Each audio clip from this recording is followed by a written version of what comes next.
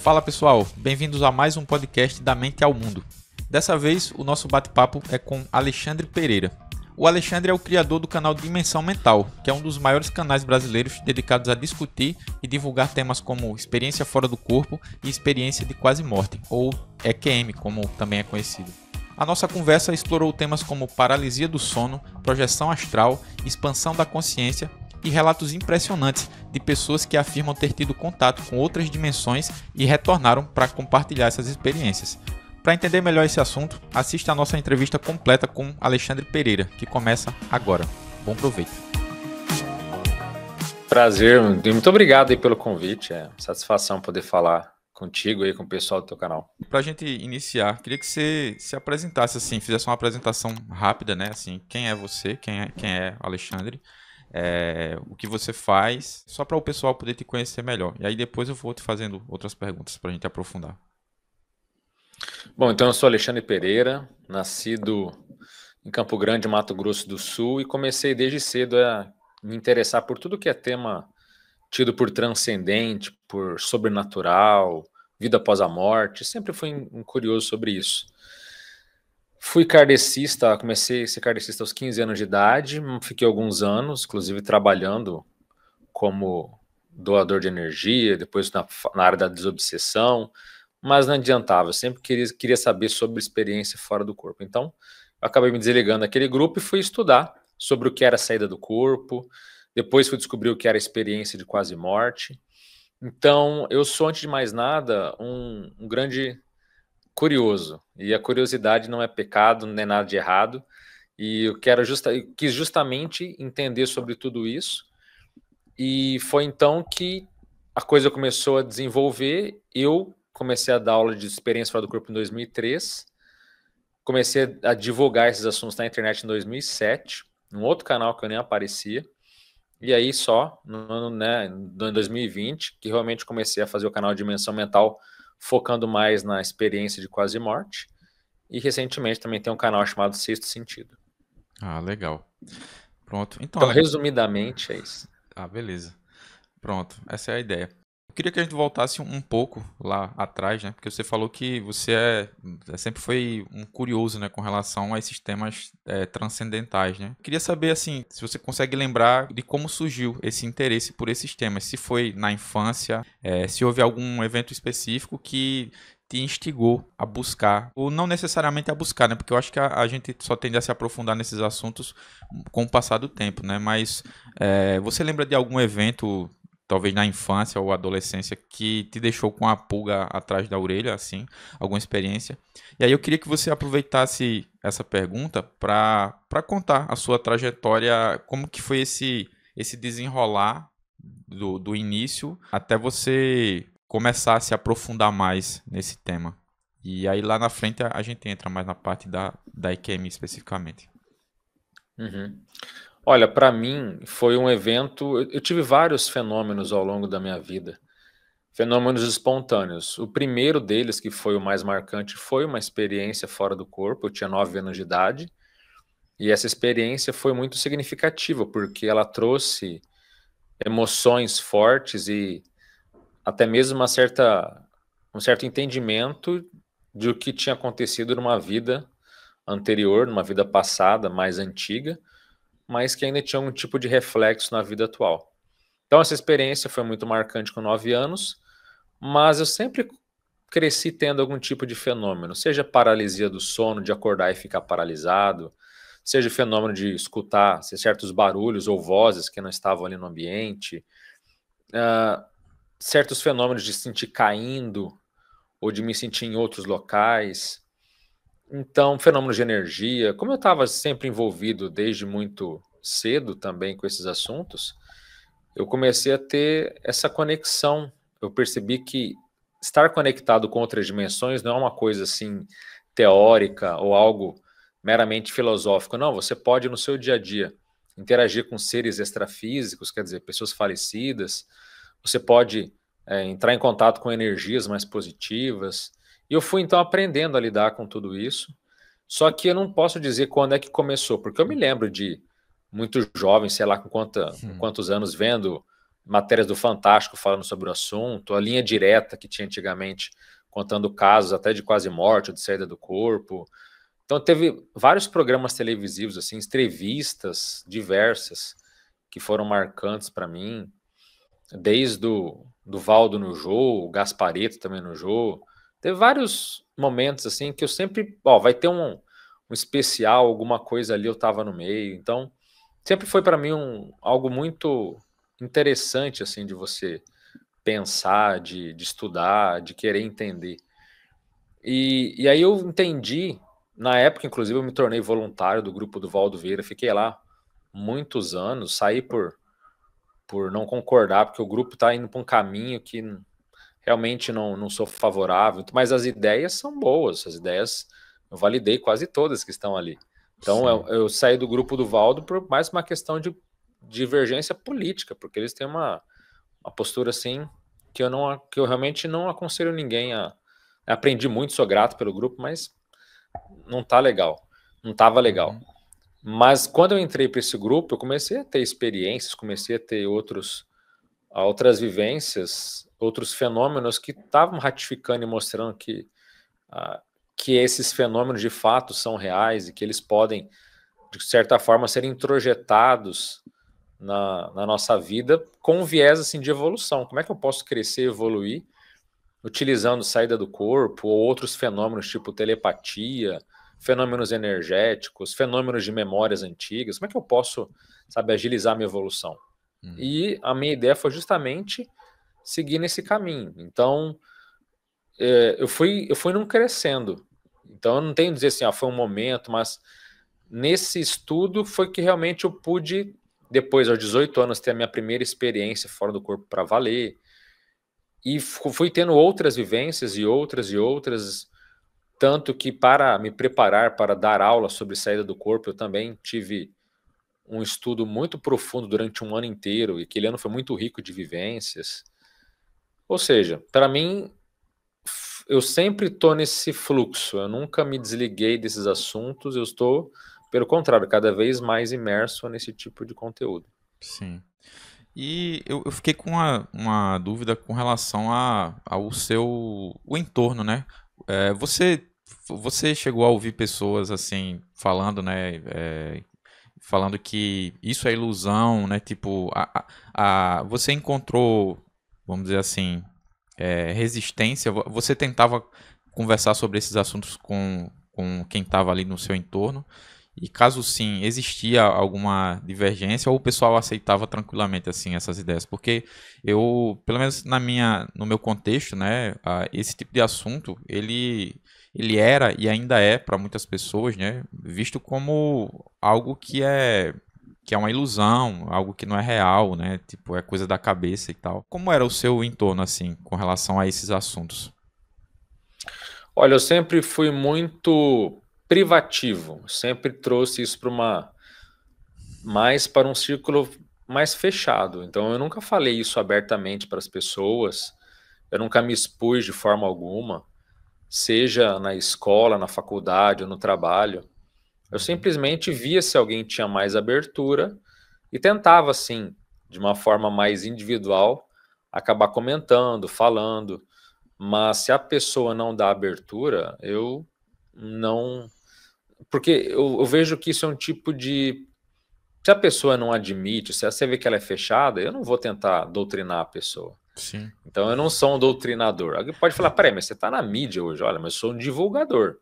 Eu Sim. nunca quis convencer ninguém ou dizer que eu tenho a verdade ou que eu estou certo.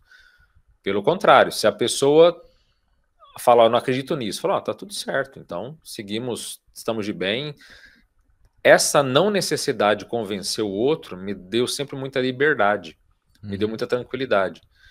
Tanto que, ao aparecer na mídia, muita gente até falou, começou a falar, você? Como assim? Você já teve isso? Então, convivi anos com você, nunca soube nada do assunto?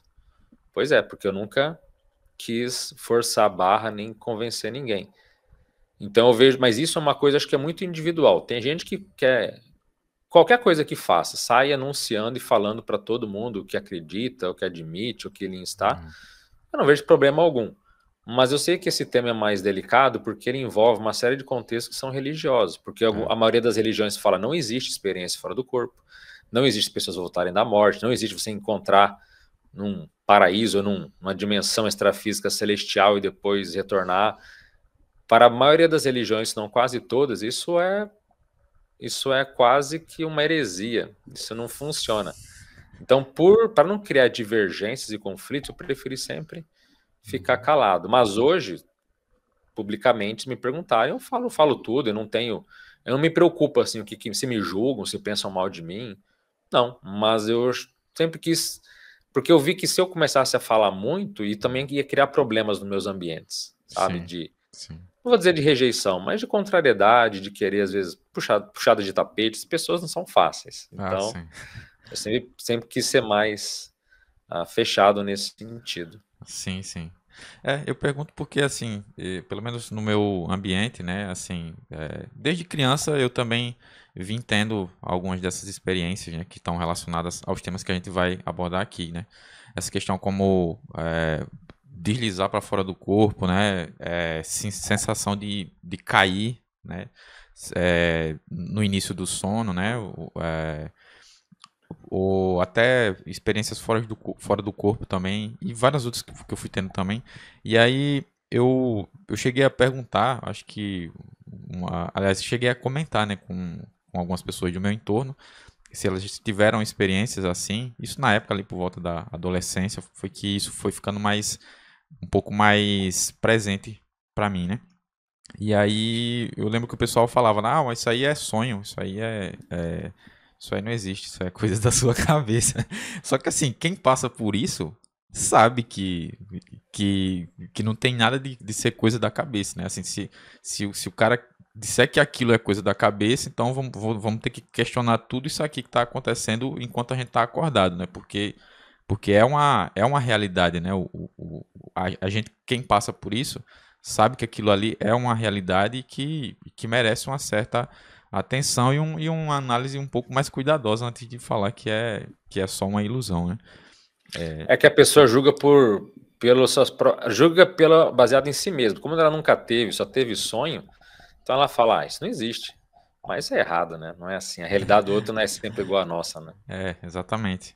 É importante a gente fazer algumas definições aqui, né? Porque acredito que algumas pessoas que vão assistir a esse episódio, pode ser que elas nunca tenham ouvido falar sobre EQM ou sobre experiência fora do corpo, projeção astral e tal. Para a gente seguir uma certa linha de raciocínio, eu acho que seria interessante a gente começar pela questão da projeção astral, né? Ou a experiência fora do corpo. É algo que tem a ver também justamente com aquela questão da sensação de queda, né? Quando a gente está começando a dormir. E aí eu queria que a gente falasse também sobre alguns desses fenômenos que são sinais, né? Que eu acredito que acontece com muitas das pessoas que vão assistir esse episódio também. Bom, a gente pode definir tudo já. A experiência fora do corpo, primeiro, ele é um fenômeno natural que acontece com todas as pessoas. Portanto, se admite que todo mundo, sem exceção, tem experiências fora do corpo quando está relaxado, ou melhor dizendo, dormindo. Então, dormir é um sinônimo de você desgrudar do próprio corpo. Aí a gente entra numa teoria de que nós temos vários corpos. Então, aquele espírito, aquele perispírito, ou aquele corpo fantasmagórico, que alguns chamam de, né, psicossoma, corpo dos desejos, enfim. Aquilo que a gente vê nos filmes é mais um corpo. Nós temos até corpos mais evoluídos do que aquele.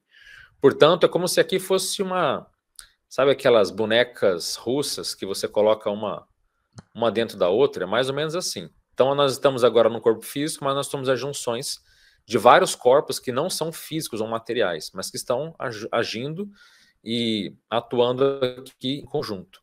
Então, como todo mundo sai do corpo todas as noites, acontecem vários fenômenos que são assim mais comuns de serem percebidos durante esse estado de desencaixe. E aí entram, por exemplo, como, né, foi citado aqui, a sensação de queda, que é quando você volta de modo abrupto para o seu corpo. Tem a sensação de paralisia, quando você acorda, só que seus corpos estão desencaixados, e você tenta se movimentar, não consegue, tenta gritar, não consegue, tudo ali está travado. Existe a sensação de voo, a pessoa fala, nossa, eu estava sonhando que estava voando. ninguém sonha com coisas assim desse sentido. O sonho é sempre aleatório, baseado nas informações do seu dia. Se você ficou vendo alguma coisa de voar, ou ficou imaginando, beleza, mas se não foi, não faz sentido. Mas muitos falam, não, uma sensação muito agradável. Então isso também já não é sonho, é questão de saída do corpo. Alguns sentem tendo uma relação mais íntima, sexualmente falando com uma outra pessoa, muito nítido, e também foge dos padrões de sonho. Tudo isso são indícios que a pessoa está tendo uma saída do corpo. Pode ser que às vezes ela sinta uma rajada de, entre aspas, vento no próprio quarto, ou ela está de olhos fechados e ela percebe que houve uma mudança de luminosidade no ambiente, parece que ficou mais claro, mas ela abre o olho, está tudo escuro. Então, tem alguns sinais que podem prescindir essa saída do corpo quando vai ser mais lúcida. Agora, como todo mundo sai do corpo ao dormir, isso até animais, qualquer ser vivo tem experiências fora do corpo, aí entra aí um outro fator, isso é espontâneo. Agora, sair do corpo não quer dizer que é lúcido. A grande maioria esmagadora, inclusive eu e todo mundo que faz força, a grande maioria das vezes, ainda é inconsciente. Você sai, não sabe que está fora do corpo, fica agindo de modo, às vezes, como piloto automático, na maioria das vezes não faz nada, fica apenas boiando no próprio quarto sem nenhuma ação. Então, sair do corpo é uma coisa, agora sair lucidamente é outra. Por isso que se admite que poucos por cento, vamos colocar assim, uma minoria da humanidade pode afirmar que em algum momento da sua vida ela pôde, de fato, se perceber lúcida nessa condição. Só que como a gente então transita fora do corpo direto, ou praticamente todos os dias, aí que existe um outro fenômeno que é chamada EQM, ou experiência de quase morte. Por quê? Porque não acontece só quando a gente está dormindo. Isso é um estado natural, é fisiológico. Mas acontece em estados, vamos colocar assim, fronteiriços ou muito críticos. Quer dizer, quando a pessoa tem um acidente, uma doença muito grave, isso pode ajudar, por incrível que pareça, a pessoa a se ver fora do próprio corpo, de modo completamente consciente, lúcido, sabendo o que está acontecendo. Então a pessoa pode ter um afogamento, uma parada cardíaca, um choque, alguma coisa muito grave. Algumas ficam em estado de coma, outros em estados terminais, outros até são declarados literalmente mortos. Tem uma vivência extraordinária fora do corpo, e aí ela volta com aquela informação. Então a gente pode dizer que a saída do corpo é algo natural, é algo comum, fisiológico. E existe a saída forçada, não desejada ou não espontânea, na marra, que é essa quase morte. Então sempre tem um processo de acidente envolvido. Agora, para ficar mais clara a definição, na saída do corpo, basicamente você não tem muitas ocorrências que vão acontecer com você. Mesmo a espontânea. Quando a pessoa se vê, por exemplo, deitada na própria cama ou boiando no teto do próprio quarto, aquilo geralmente tende a ficar por ali, porque nessa experiência, seja espontânea ou autoinduzida, você tem que criar o roteiro, você tem que pensar para onde você vai, o que você quer fazer. E se você não quer nada, você não pensa em nada, às vezes você fica literalmente ocioso, você fica até perdido. O que eu faço agora? Para onde que eu vou? Será que eu morri? Alguns ficam, mas será que eu morri? Eu estou me vendo deitado ali ou estou atravessando parede? Então a pessoa pode ficar confusa, ela pode ficar com medo. Já na experiência de quase morte, existem uma série de outros fatores. Por quê? Como ela é baseada num evento traumático, ou num evento muito grave em relação ao corpo físico, existe a experiência que é chamada, ela é orientada, ou ela é amparada. Então, seres aí chamados protetores, ser de luz, mentor, o que eu gosto de falar que é o amparador, esses seres extrafísicos, eles patrocinam uma série de eventos, uma série de demonstrações, vamos colocar assim, para aquele indivíduo, para que ele entenda o que existe na vida após a morte. Então não é que vai, eu tive uma quase morte e não aconteceu quase nada. Olha, até acontece sim, acontece pouca coisa. Mas na maioria dos casos, acontece um monte de coisa. Tem o Dr. Bruce Greyson, foi o primeiro pesquisador a tentar dar um parâmetro, ele colocou 80 itens, depois ele enxugou para 16 principais, e esses 16 ainda são falhos, ainda tem vários itens importantes que não estão ali. Eu não vou me atentar aos 16 para não ficar muito longo, mas resumidamente, a pessoa passa por um túnel de luz, ela reencontra parentes falecidos, ela revê ou ela encontra esse ser de luz, esse mentor, esse amparador, conversa com ele, tem informações sobre a sua vida, sobre o universo, sobre... Alguns até falam, pergunta o que você quiser e eu respondo. Então, tem um contato profundo. Muitos vão para um local celestial, um paraíso extrafísico, um local de muita beleza. Muitos revêem vidas passadas, também é comum. E um fenômeno muito forte é chamada revisão da vida, ou visão panorâmica, que é mostrado para a pessoa do nascimento até aquele instante. Ela se vê como bebê, se vê como criança, tudo que ela fez, tudo que ela chorou, cada pensamento humano que ela teve, cada emoção, cada afeto, cada raiva, cada mágoa, tudo ela revê intensamente. Ela tem a vida dela é passada a limpo de uma forma assim absurda. Então ela sabe se ela está sendo malandra, se ela está sendo correta, ela tem uma noção completa da própria vida. Isso é uma das coisas muito fortes que acontecem.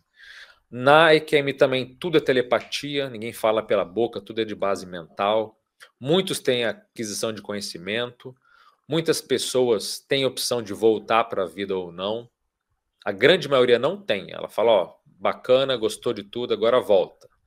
E uns reclamam, resmungam, mas ela tem que voltar. E outros já têm a opção de escolher ficar por lá ou não. Existe a fronteira também, que a pessoa sabe que se ela passar, ela não volta para a vida humana. E essa fronteira ela é simbólica, uma ponte, um lago, uma cadeira, um portal, algo nesse sentido. E para fechar aqui, a EQM ela não é nada assustadora quando ela é positiva. Pelo contrário, ela tem uma paz absoluta, uma sensação de plenitude incrível. Ela se sente completamente, mas numa paz que não é igual a gente está acostumado aqui, é uma sensação assim avassaladora. Então, na experiência fora do corpo, você pode sair, não ver nada, não ver luz nenhuma, não ir para lugar nenhum, que a maioria das vezes acontece, enquanto na quase morte não, te mostram tudo isso. Locais incríveis, parentes falecidos, vidas passadas, vida atual, encontros com seres mais diversos possíveis, cidades maravilhosas, enfim. Então acontece um show de demonstrações, e a pessoa volta e aquilo transforma a própria vida a partir de então. Não sei se eu me alonguei muito, mas basicamente a definição aí desses dois fenômenos que tudo é saída do corpo, né? Mas sim, tem diferenças significativas entre eles. Agora eu queria voltar um pouco para a gente aprofundar naquela questão das dimensões, né? Que você tinha falado lá no início. Eu queria também trazer até um caso meu como exemplo, né? Porque eu acredito que algumas pessoas que vão assistir esse episódio, elas podem ter passado por algo semelhante, né? E aí, a partir desse caso que eu vou citar, aí eu queria que a gente fosse, que você fosse comentando também, né? Algumas das primeiras experiências que eu tive com relação a esse assunto, experiências realmente que me marcaram muito, isso lá na infância, são experiências que estavam relacionadas com essa questão de acordar paralisado no meio da noite, né? Inclusive o pessoal até existem até algumas lendas que o pessoal cria, né, com base nessa questão da paralisia do sono, que o pessoal falava de uma espécie de demônio que seria o pesador. O pessoal falava assim, era algo que pesa em você. Enfim, aí eu ouvi essas histórias, só que eu ficava na cara para mim que o pessoal estava falando de alguma coisa que eles tinham ouvido falar e que não tinham buscado entender melhor o assunto, né? E aí aquilo ficou na minha cabeça, enfim. E aí eu acordava várias vezes paralisado no meio da noite.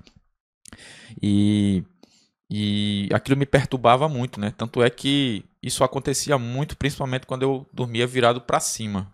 É uma coisa que até hoje eu tenho isso, assim. Se eu dormir virado para cima, aí eu sinto automaticamente o meu corpo, algo dentro de mim se deslocar, né? E aí, como acontece muitas vezes também de eu me assustar, aí quando eu quero dormir de fato, de maneira mais calma, eu durmo em outra posição, que para mim, por algum motivo, é como se facilitasse essa questão de dormir virado para cima. E o que acontece?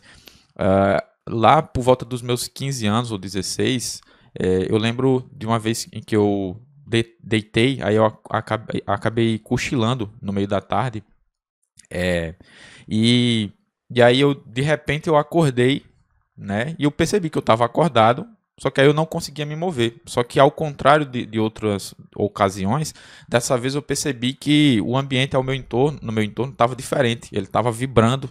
Era como se houvesse uma. Era realmente algo que parecia meio gelatinoso e até mais escuro. Era como se o quarto tivesse mais escuro. Mas eu sabia que eu estava acordado, que era o quarto onde eu estava e que era aquilo ali era real, né? E aí percebi que tinha algo estranho, que era como se tivesse um vapor se juntando assim, uma espécie de nuvem em cima no teto do quarto e aquela vibração aumentando, né? E aí eu ouvia tudo, conseguia perceber tudo o que estava acontecendo na casa, mas aí eu não conseguia me deslocar, né? E aí até que eu fiz um esforço para acordar, aí à medida que eu fiz esse esforço, aí essa é como se essa dimensão, digamos assim, meio gelatinosa, meio vibratória, vamos dizer assim, ela fosse sumindo, aí aquelas nuvens foram sumindo e até chegar nesse nível normal, digamos assim, da nossa realidade. Então, assim, não foi um processo de acordar, foi um esforço de fazer essa vibração cessar e aquele ambiente ir embora, né? O ambiente se afastar, assim. Mais tarde, eu vim ter acesso a autores como, por exemplo, o Robert Monroe, né? Que ele falou bastante sobre esse assunto, né? Ele fala sobre a experiência fora do corpo. E aí ele fala um pouco sobre essas dimensões, né? Sobre esses outros ambientes. Eu achei bem interessante a versão dele porque ele não fala em uma perspectiva religiosa, né? Ele fala de uma perspectiva completamente de alguém que está pesquisando o assunto, né? E que vê aquilo ali como realmente um objeto que merece, um objeto de estudo que merece ser pesquisado, como é o seu caso, né? É, e aí, sobre essa experiência, né, que eu citei aqui, sobre o fato de eu ter percebido que aparentemente existiria uma outra dimensão, no mínimo, né, uma outra dimensão além dessa física. O que os teóricos falam a respeito disso, a respeito dessa questão das dimensões, sobre a possibilidade de interação entre essas dimensões? O que são essas dimensões? Uhum. Então, assim, quando a gente. Primeiro, falando do seu relato, isso é muito comum porque no momento que a gente chama de descoincidência. Então, descoincidência é o desencaixe dos corpos. Quando eles estão desencaixados, é comum ter vários tipos de fenômenos imbuídos nele. Então, a própria paralisia do sono, por a gente admitir e entender que você não está completamente encaixado no corpo, pode acontecer uma série de coisas. Você pode ver flashes de coisas que estão acontecendo agora, em só que momentos longes.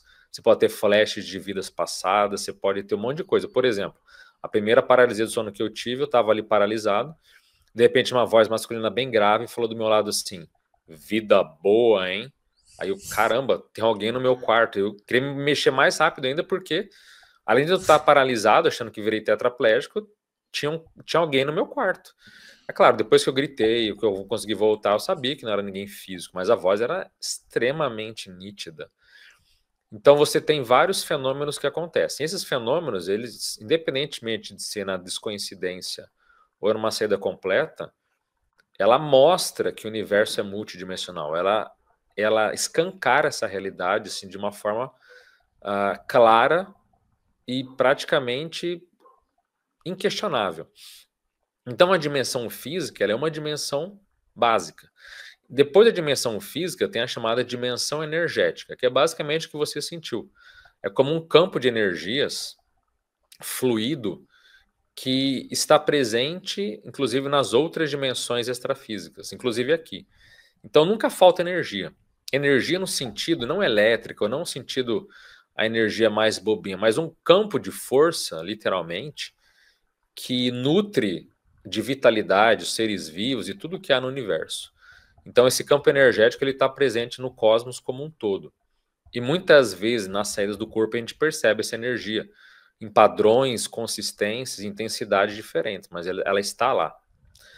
E temos então a chamada as dimensões extrafísicas, que de fato são dimensões completamente separadas, mas ainda conectadas com a dimensão humana. Por que são separadas? Porque lá as leis da gravidade são outras, você consegue volitar ou voar, você consegue pensar num local e já aparecer nele. Toda a dinâmica é diferente da nossa vida humana aqui. Portanto, quando você começa a entender essas dimensões extrafísicas, você percebe que há níveis, gradações das mais diversas possíveis. Alguns falam, nós temos 7 dimensões, temos 11, temos não sei o que, besteira. A quantidade de dimensões não dá nem para dizer quantas tem, porque tem tanta frequência, tem tanto padrão, que não existe uma coisa assim. Então tem desde as dimensões mais inferiores, mais conectadas à Terra, que é até difícil voar, são chamadas dimensões inferiores, que alguns podem dar o nome de inferno, umbral, purgatório, limbo, o nome que você quiser dar. Também tem gradações dentro desses locais ruins, mas existem milhares de locais negativos, padrões diversos, de pessoas que se conectam, por exemplo, por terem tirado a própria vida juntos, né? Tiraram a própria vida, então vão para locais semelhantes, ou pessoas que estão com muita raiva, enfim. Há padrões e padrões, dimensões e dimensões inferiores, e aí você vai elevando para dimensões que são de transição, que não são nem positivas nem negativas, e até as dimensões mais elevadas, que tem, até as medianas, que tem, desculpa, cidades, pessoas que querem evoluir, tem hospitais extrafísicos, locais medianos, até as dimensões superiores mais elevadas, que ali tem seres muito evoluídos, muito maduros, gente que não se engana mais, gente que não tem mais um preço, é incorruptível, enfim. E aí você, então tem milhares de dimensões extrafísicas, até a gente se utilizar ao máximo, chegar na chamada dimensão mental, que é justamente o nome do meu canal, porque ali é a dimensão mais evoluída que existe. É chamado mundo das ideias. Nessa dimensão mental nem tem mais forma, não tem cidade, não tem praça, não tem rua. É um local sem forma, nem tempo, nem espaço, mas toda energia, todo conhecimento do universo está conectado ali. Ah, mas isso é muito teórico, não é? O que citou Robert Moore, vivendo lá, vários autores ao longo da história vão para lá, pessoas em experiências de quase morte se veem sem forma humana, porque para ir na dimensão mental você nem tem mais um formato humano, você passa por um corpo até mais sutil chamado corpo mental para você estar lá. Então, a riqueza do que existe fora do corpo na vida após a morte assim é extraordinária. Então você pode ter experiências, seja numa saída do corpo comum ou numa quase morte, você pode ir para qualquer dimensão dessa. Você pode ver coisas assim horrorosas, repugnantes, ou você pode encontrar seres extraordinários, de pura energia, com conhecimento profundo, amor incondicional pela gente, e até mesmo acessar locais que você fala, olha, eu sabia que eu estava numa dimensão sem nada, sem nenhum padrão, nenhuma referência humana, e qualquer coisa que eu quisesse do universo, qualquer coisa que eu quisesse entender ou saber, eu podia fazer um download, eu podia acessar e entender. Então as dimensões, elas mostram que a parte física, a dimensão humana, o nosso universo que é tão incrível, tão gigantesco, na verdade é a dimensão mais rústica, mais primitiva, a mais precária de todas as outras. Todas elas são mais evoluídas, mesmo as inferiores, elas são diferentes, são sofisticadas, ela tem padrões de atuações que são assim incríveis. Então a gente poderia ficar falando horas assim do que tem nesses locais, do que dá para encontrar, mas o fato é, o universo ele é multidimensional. E isso é um ponto sério que tantas experiências fora do corpo, ao longo da história, a gente pode até colocar o outro ponto que você falou, desde sempre o homem teve esses relatos de sair do corpo, de ir para locais transcendentes. Então não é que algo foi criado agora. Não, pelo contrário. Sempre foi falado assim. Tem o próprio Hermótimo de Clazomenes, na Grécia, que falava muito de saída do corpo. O próprio Balzac escreveu um livro chamado... me fugiu o nome agora. Mas ele escreveu um livro falando só sobre uma personagem que saia do corpo sem parar. Então, na França, há poucos séculos atrás, Platão já falava disso. Tem relatos na China antiga, relatos em todas as partes do mundo de pessoas que se viram fora do corpo, espontâneas ou em algum processo de acidente. Romanos, toda época humana tem relatos assim. Só que o que mudou de lá para cá é que, primeiro, não se tinha acesso à informação. Se na Idade Média você falava que você saia do corpo, você ia ser chamado de bruxo, de endemoniado, vai para a fogueira, você ia morrer. Então as pessoas que sabiam daquilo tratavam assim de forma muito cautelosa, em grupos fechados, algumas seitas até mesmo, porque era o processo da época, você não tinha abertura para falar com ninguém. Se você falasse, você estava lascado. Você e o seu grupo iam ser mortos. Então você tinha que escalar para uma questão social. Agora, hoje, tem informação. Então, grupos fechados, esotéricos, eu vejo também como um certo, talvez, uma certa nostalgia do passado, porque hoje não precisa de mais nada disso. Hoje ninguém, pelo menos, né, a censura não chegou nesse ponto de combater quem fala esse tipo de assunto, quem divulga. Portanto, o que mudou primeiro foi o acesso à informação. Muitas pessoas nunca tinham um fenômeno, porque nunca tinha nem ouvido falar que isso existe, e agora tem essa realidade. E outro ponto é que, também pela melhoria das técnicas de ressuscitação médica, tem se ampliado os casos de quase morte. Ou seja, quanto mais a medicina melhora as suas técnicas e capacitações, mais e mais relatos acontecem. E não é meia dúzia, são literalmente milhões de relatos por ano, em todo o mundo, com crianças, jovens, pobres, ricos, com todo tipo de classe social, todo tipo de gênero, enfim, não importa, é um fenômeno universal. Portanto, sempre teve, mas também teve um aumento exponencial das últimas décadas para cá, e por isso que é um fenômeno que todo mundo que sai e vê que existem outras dimensões, que ela se vê fazendo e falando tudo que a gente fala até aqui, né? Uhum. Você poderia contar alguns casos que existam em livros ou, enfim, histórias que você conheça que ilustrem de forma mais detalhada o que essas pessoas viram, o que costuma acontecer? Claro, por exemplo, um caso muito importante é o do Dr. Ibn Alexander III. Apesar do nome de nobre, né? Ibn Alexander III é um neurocirurgião de Harvard que escreveu um livro chamado Uma Prova do Céu e depois escreveu até um segundo chamado Mapa do Céu. E esse neurocirurgião, ele teve uma bactéria muito agressiva que atacou o seu cérebro. E só que naquele momento ele teve uma jornada fora do corpo muito impressionante. Primeiro que ele viu que ele pensava muito mais rápido, que ele estava muito mais inteligente, que ele estava num estado chamado de expansão da consciência. E ali ele ficava justamente transitando entre uma dimensão evoluída e uma dimensão inferior. Na dimensão evoluída ele via que tinha outros seres ali vivendo em harmonia, mas tinha um ser em específico, sem uma forma humana mais, nesse corpo mental, que era um ser muito poderoso, um ser muito forte, que passava mensagens para ele, passava informações, passava todo um afeto assim imenso que ele sentia por aquele ser, e ele ficava aprendendo muito naquela dimensão mais evoluída.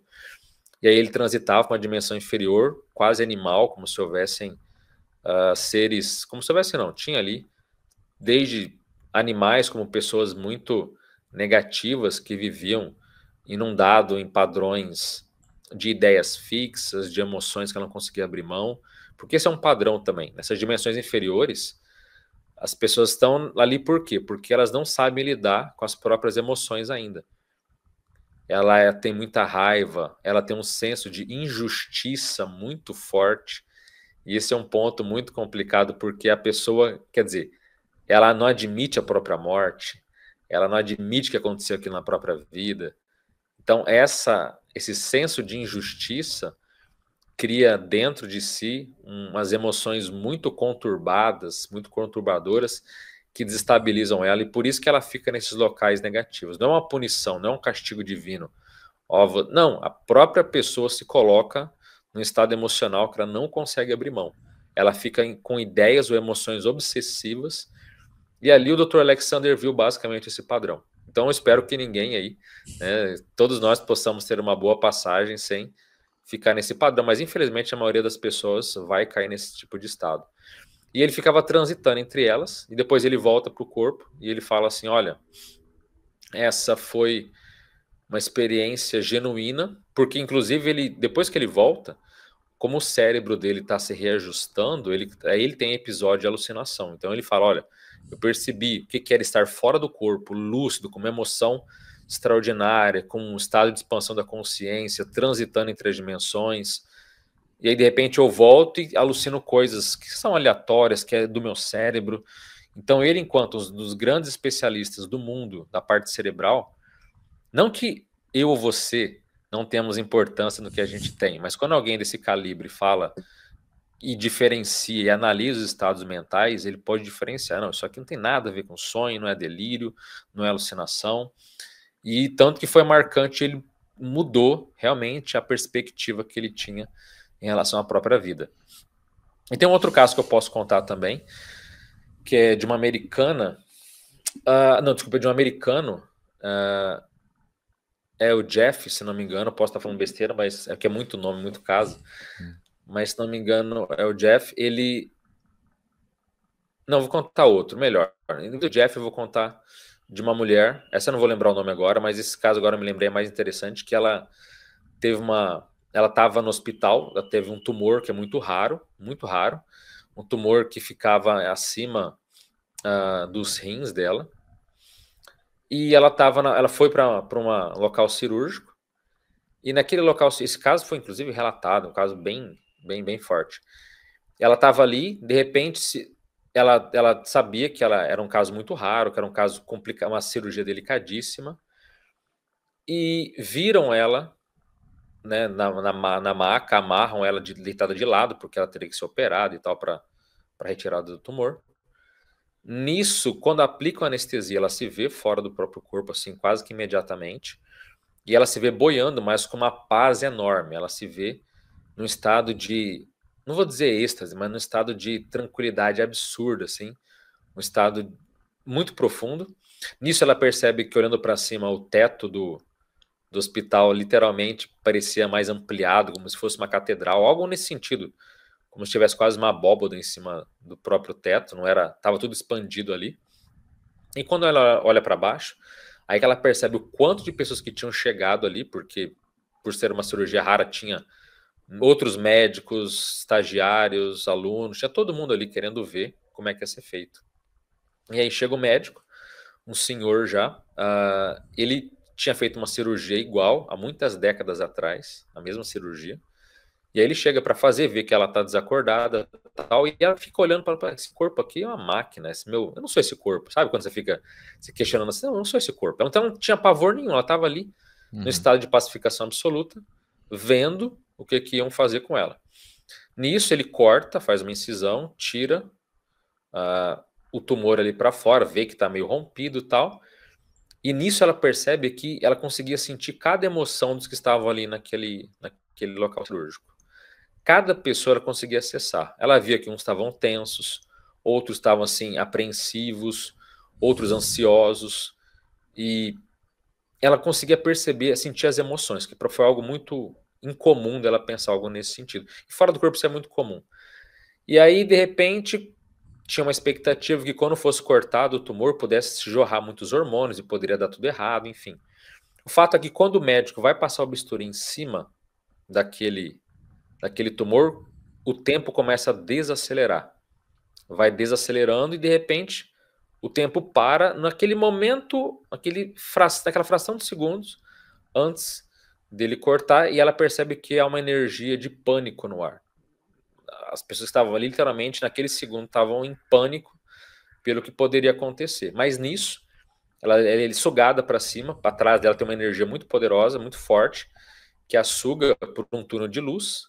Ela vai por aquele túnel, e naquele túnel o tempo ela sente que volta ao normal, não estava paralisado naquela cena como ela viu. Ali o tempo volta ao normal e de repente ela se vê numa dimensão ou num local de energia pastosa. Era um local que era uma energia pastosa dourada, mas que havia uma neblina muito forte. Nisso chegam 5 seres extrafísicos, né, ou pessoas falecidas, espíritos, chegam 5, A do meio era uma mulher, ela sentia que era a líder ali, e jogou um sentimento de amor profundo em cima dela. E aí aquela consciência, ela percebendo aquele amor profundo, falou, olha, a gente quer te mostrar uma coisa. E aí naquele local mostra uma espécie de 3 esferas que formavam um triângulo, e de repente aquilo a engoliu, e ela já se vê, então, em pleno espaço sideral. Vê que ela está no meio do universo, vendo estrelas, e junto com aqueles seres ali. Mas ela sentia que tinha algo atrás dela, e ela sabia que era a Terra. Quando ela se vira, tá lá o planeta Terra exuberante, lindo. Ela vê seres também falecidos, seres extrafísicos em volta da Terra, parece como se fossem naves, coisas assim. Vê inclusive um raio de energia, como se fosse um raio laser azul, muito intenso, passando pelo meio da Terra, e parece que ativando, despertando a Terra de alguma forma. Uma energia que passa pela Terra e sai, e continua seguindo viagem. E ela sentindo ali, quando ela quer fazer uma pergunta para aqueles seres sobre o que estava acontecendo, sobre o que era tudo aquilo, de repente ela volta para aquela dimensão energética ou pastosa, vamos colocar assim, cheia de neblina. E ali aparecem 2 crianças, uma de 7 e outra de 14, e fala, ó, não é tudo, a gente tem que te mostrar uma coisa. E aí nisso é aberto uma espécie de portal onde ela passa. E ali ela vê um local muito belo, de uma montanha, um lago, um local lindíssimo assim. Só que de repente o tempo começa a acelerar. Ela vê que as estações estão passando muito rápido. Ela vê o outono, as folhas caindo. Depois ela vê o inverno, vê que aquele local ficou congelado muito tempo, neve mesmo. E no final, quando acaba e começa a primavera, de repente o tempo para num dia específico. E ela de repente vê uma pessoa, um senhor que está vindo ali numa charrete, um cavalo, né, andando ali, indo para um local. Ela percebe que ele está muito triste, que ele tinha ficado alguns dias fora, e aí, de repente a visão dela entra dentro da visão desse senhor, vendo tudo pelos seus olhos, como se estivesse vivendo ali. E aí ela percebe que ele está chegando numa cidade medieval, uma cidade muito assim antiga. Ele falava alemão, era na Europa medieval, cidades cheia de barro, cheia de lama, sabe, cheia de estrume de coisa, tudo muito feio assim, pessoas muito sujas. E quando ele chega na praça dessa cidade, de repente está tendo algo está tendo ali. A cidade toda está na praça e há soldados ali vestidos, né, com roupas específicas, e 4 pessoas seriam enforcadas. E aí ele percebe que um dos filhos dele, o mais velho, ia ser enforcado também. E ele sai correndo desesperado. Sei que, de repente, um dos soldados, aquela roupa medieval, metálica, de repente mete uma espada na barriga dele. E ele cai ensanguentado. Nisso, essa pessoa sai da visão dele e começa a observar tudo, flutuando ali naquela situação. Percebem que a esposa dele naquela vida também estava lá e foi descoberta com uma criança menor no colo, né, junto com ela. Os dois também são executados ali na base da espada, e o filho também é enforcado. Então aquela cena muito forte, quando acaba, ela se sente chorando ou tremendo, apesar de que o espírito não sente não chora nem treme, porque não tem corpo físico, mas a sensação é que ela estava apavorada. E aí aquelas 2 crianças que estavam ali, que ela retorna para a dimensão luminosa, elas tinham 7 e 14, foram exatamente as crianças que perderam a vida naquela situação, e revelam que era uma vida passada, onde ela foi aquele senhor, tudo aquilo aconteceu e aquilo estava influenciando na vida atual. Então ela tem, inclusive, outras informações pessoais que ela não quis revelar, mas ela volta transformada e aquela experiência mudou tudo. Ela já acorda no hospital, a cirurgia feita, bem sucedida, não viu mais nada sobre aquilo, mas é um relato um pouco extenso, mas que ilustra assim, o túnel de luz, como o tempo flui diferente nesses casos. Então o tempo pode paralisar, o tempo pode acelerar, o tempo pode voltar. Ela viu uma situação que o tempo ali, né, viu as estações passando, se viu, né, o que aconteceu no final daquela cena específica da vida. Então nem sempre rever a vida passada numa tela, às vezes vivenciando. Enfim, não sei se eu me alonguei demais, mas é um caso assim muito espetacular que, né, e tem registros sobre tudo isso daí. Então, casos assim existem centenas deles. Eu procuro, inclusive, no meu canal falar os principais, os mais, não vou dizer os mais chocantes, mas os mais espetaculares dentro desses casos assim, né? Sim. Eu acho que uma objeção que que é comum de se fazer nesse caso, né? É que a pessoa ela pode falar, por exemplo, mas isso aí não é efeito da anestesia, não seria porque a pessoa tá meio, ela não estaria alucinando, isso não seria efeito dos medicamentos. O que a gente pode pensar com relação a isso? Faz sentido pensar que essas experiências foram geradas apenas pela anestesia, ou foi apenas uma ilusão que ela viveu? Em que medida isso pode ser contestado, na sua opinião? Então, pelos próprios estudos feitos, até de acadêmicos, como o próprio Raymond Moody, Bruce Grayson, e vários outros que estudam, né, Samparna, vários médicos, inclusive internacionais, que estudam esses assuntos da quase morte, existem várias conclusões. Uma delas é que a medicação ela atrapalha. Os casos mais intensos são que têm menos ou quase nenhuma medicação. Porque justamente essa dúvida é muito válida. Será que não é a medicação que está trazendo? E, pelo contrário, viram que não há relação direta entre uma coisa e outra. Não tem. Outra coisa, entre as várias possibilidades de achar que quando o cérebro está desligando, acende a área da memória. Realmente, isso tem. Mas isso ainda é físico, ainda não explica as emoções, os estados que a pessoa sente naquele momento. E eu acho que o principal de tudo, tem duas coisas principais que eu destaco, que eu sempre gosto de frisar. Que uma delas é que a quase morte ela é importante porque, como ela acontece muitas vezes em âmbito hospitalar, às vezes nem sempre, a pessoa passa mal em casa, tem tudo isso daí e volta e nem foi para o hospital ainda, sabe? Mas como acontece muito em caso dentro da área médica, inclusive em processos cirúrgicos, eu destaco muito que quando a pessoa está sendo monitorada para uma cirurgia, por exemplo, e o cérebro está desligado, ela não pode nem alucinar. Esse é um ponto importante. Você não pode ter, eu alucinei com algo. Não, um cérebro desligado não alucina. Ele não escuta coisas que estavam acontecendo ali. Nada pode acontecer, sabe? E a pessoa fala, quando ela teve a quase morte, ela ouviu as conversas, ouviu o que estava acontecendo. Teve um caso lá de uma mulher, eu vi que você, sem querer, uma enfermeira aí derrubou os instrumentos cirúrgicos no chão, e aí o médico falou não sei o que, eu vi o xingamento. A pessoa descreve tantos detalhes no momento que o cérebro estava desligado que só isso já seria assim impossível de você afirmar. Impossível para a médica falar, entender como é que aconteceu aquilo, sabe? Então, esse lado cerebral é uma coisa que é muito séria.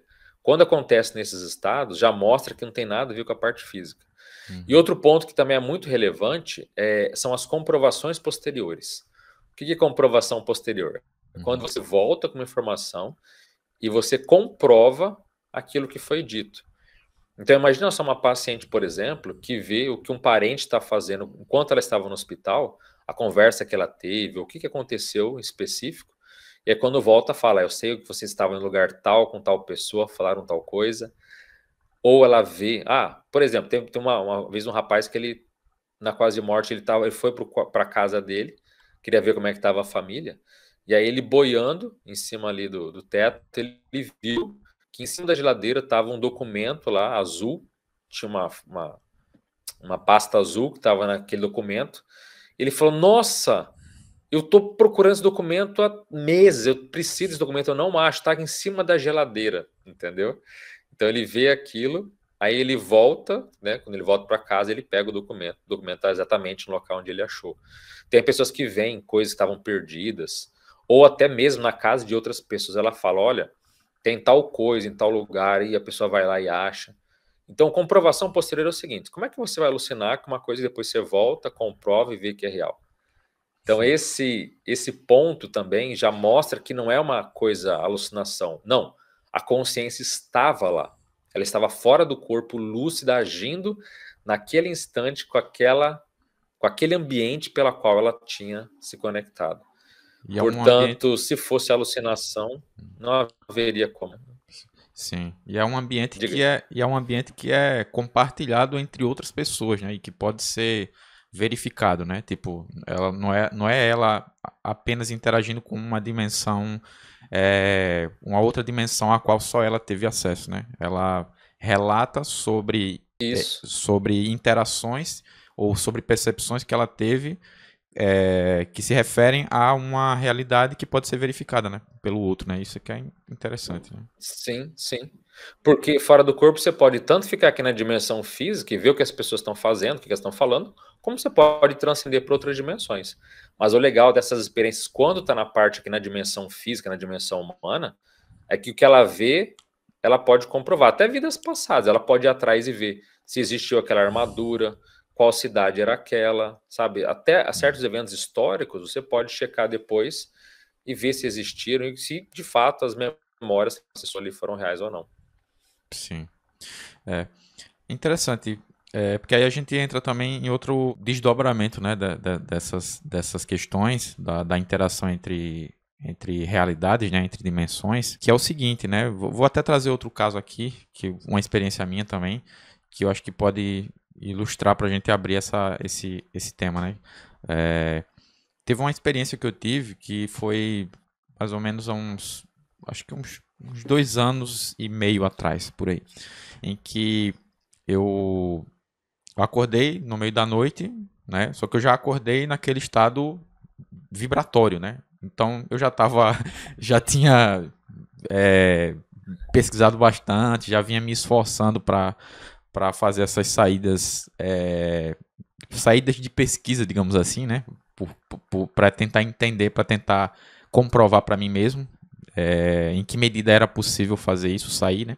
Enfim, aí teve uma vez que eu acordei de madrugada, aí acordei naquele estado de vibração, né?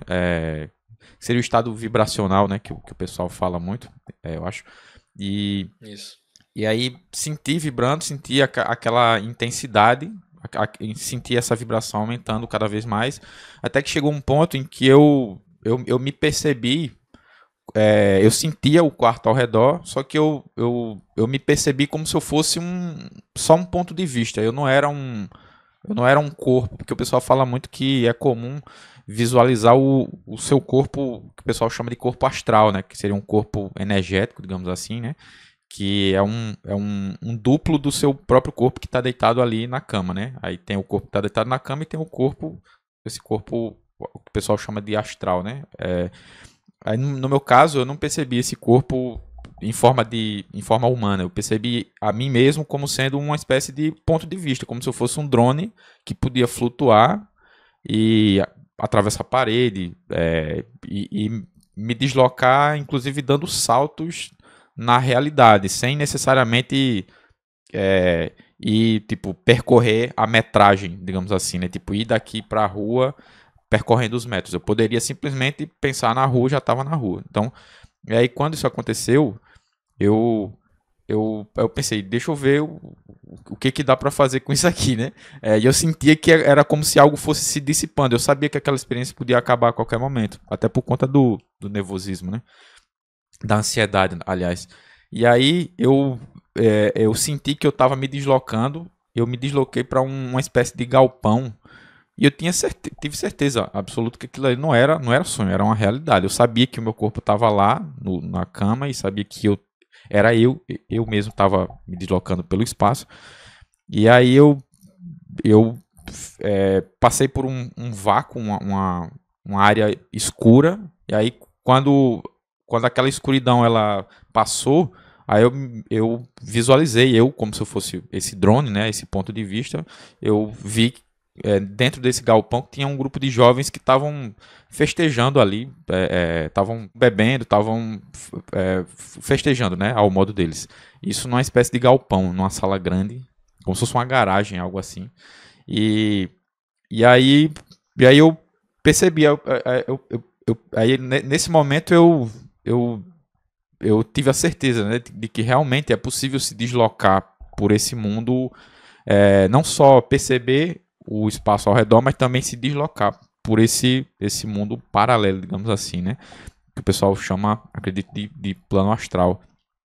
E aí eu fiquei perambulando ali por aquele ambiente, e aí eu queria saber em que medida era possível interagir com essas pessoas, né? Como se eu fosse realmente um fantasma ali dentro daquele espaço, né? Aí eu percebi que enquanto eu rondava por ali, entre uns e outros, dentre esses jovens, que eu acho que eram uns 4 ou 5 por aí, não lembro direito, mas tinha uma jovem, que era uma moça, que ela, eu percebi que à medida que eu me deslocava, ela ficou olhando assim para os lados, né? Ela não olhava diretamente para mim, para esse ponto que era eu, né? Esse ponto de percepção. Ela não ficava olhando, mas ela ficava estranhando assim o ambiente. Ela ficou, eu vi que ela ficou meio assustada, como se ela percebesse que tinha algo estranho. Talvez ela interpretasse aquilo como uma assombração, que alguma um espírito, alguma coisa que ela ou como eu percebi que ela se sentiu mal ali, né? Com a minha presença. Os outros não estavam percebendo nada, mas essa menina, essa moça, ela percebeu algo, né? E aí e teve uma hora que ela fez assim. Ela, ela até fez isso aqui, né? Como se fosse uma pessoa cega, né? Que tenta tatear assim para ver se encontra algo. Essa menina fez assim, como se fosse para assustar ou para matar um mosquito, alguma coisa assim. Aí só que ela não encontrando nada, né? Aí ela parou, mas ela ficou meio assustada, né? E aí nesse momento eu fiz as minhas hipóteses, digamos assim, né?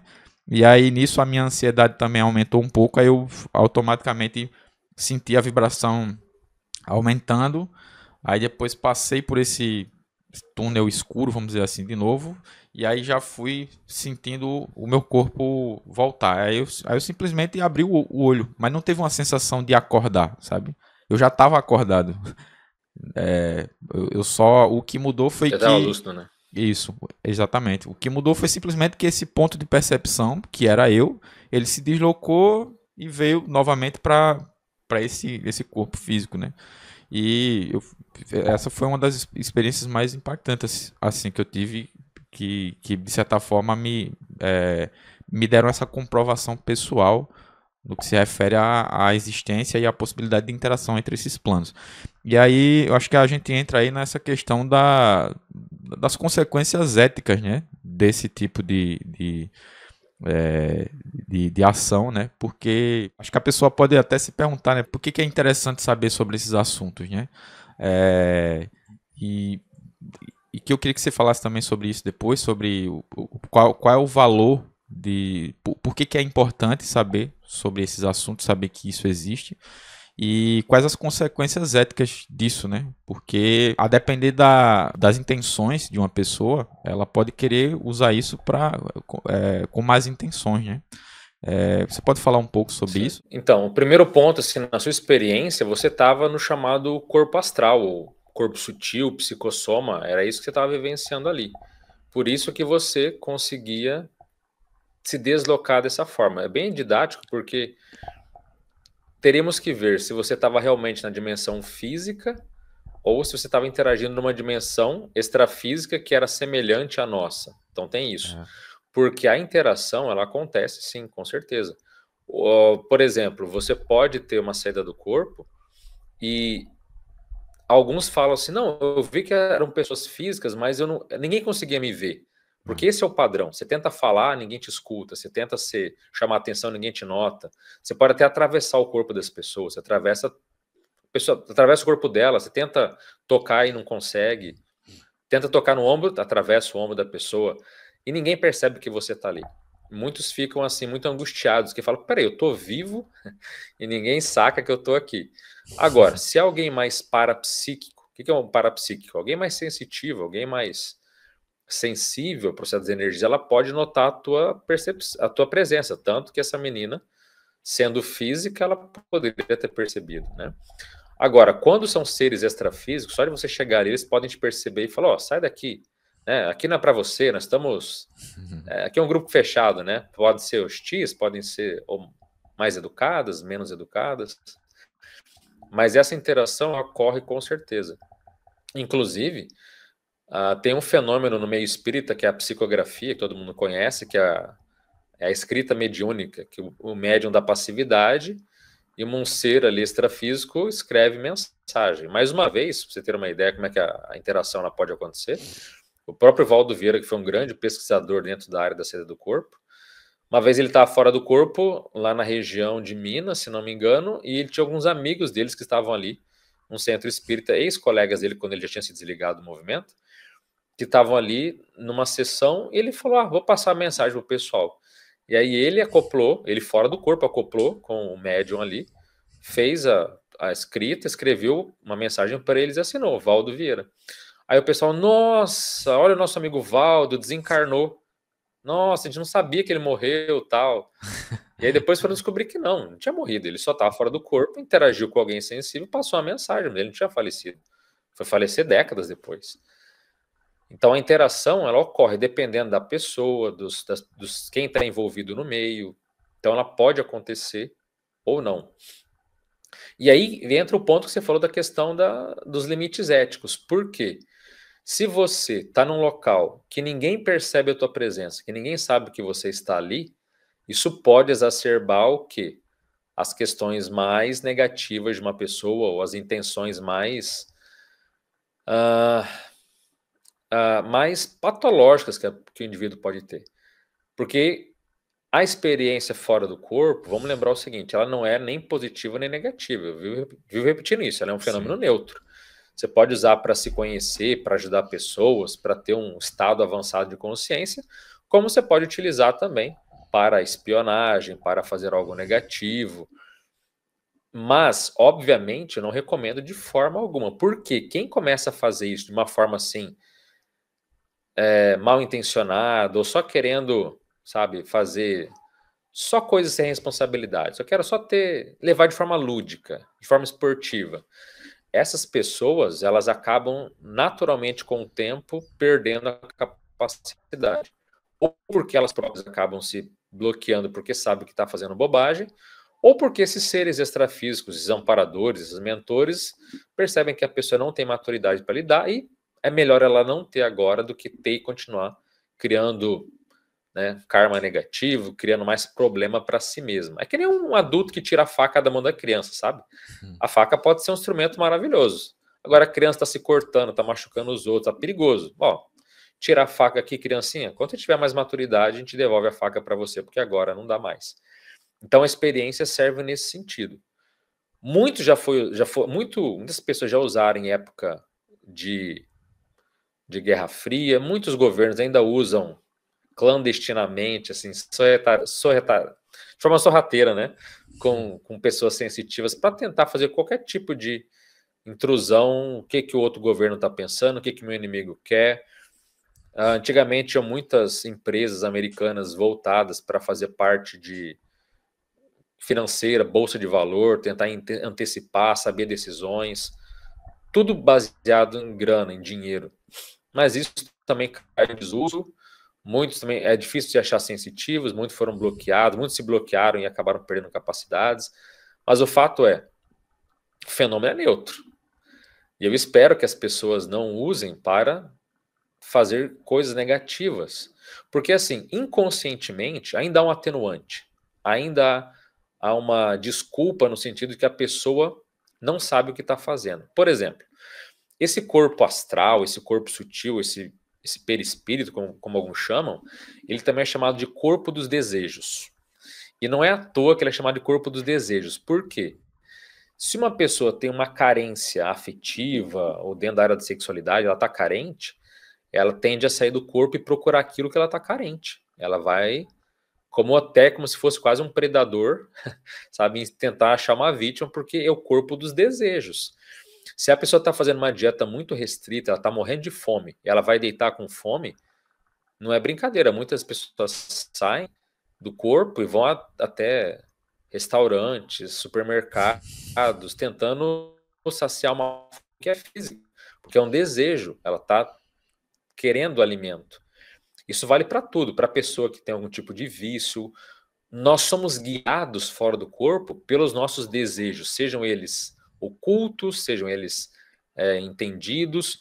Então você vai atrás daquilo que você tem necessidade, seja ela real, seja psicológica, seja, não importa, mas é o corpo dos desejos. Então a pessoa fala, nossa, de repente eu me vi fora do corpo fazendo algo que eu não esperava de mim, mas aquilo está lá no fundo, né, embaixo do tapete, mas está lá. Então é muito revelador as saídas lúcidas fora do corpo. Mas quando a pessoa faz isso, é inconsciente. Ela não pensa, eu vou deitar aqui, vou atrás de uma comida, vou atrás de alguém para ter uma relação íntima. Ela não pensa nisso. Mas acontece naturalmente e a pessoa está inconsciente, ela não sabe o que ela está fazendo. Então há um atenuante.